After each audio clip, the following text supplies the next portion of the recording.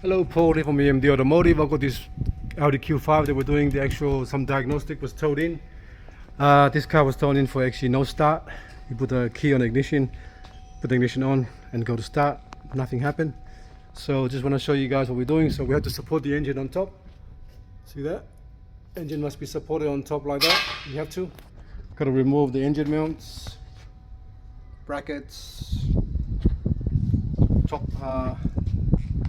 top bracket as well, for the struts, and then we're going to remove everything else. So it's a pretty involved job to do this.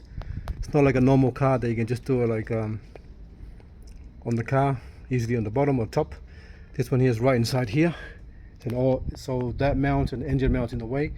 That's the reason why we have to drop the subframe down and drop it down to do all the job properly. All right, after this we're going to torque it up. We already tested starter motor. Starter motor was faulty, that was the problem. Got a brand new one now, so we're going to fit the brand new one now and then put everything back together and then start it up. But as you can see, there's a lot of oil leaks down here as well from this car here. CV boot there's starting to tear as well.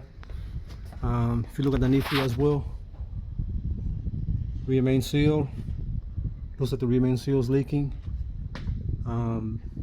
Maybe a cam cover on top is leaking as well. Front cover is leaking as well. It's a lot of, but don't worry about that for now. We're just going to concentrate on the actual starter motor so we can get the car started. All right, thanks for watching and please subscribe. All these got to come off as well, so we can get to the actual starter motor, and those bolts going to come off so we can drop it down so we can get the part in. All right, thanks for watching and please subscribe.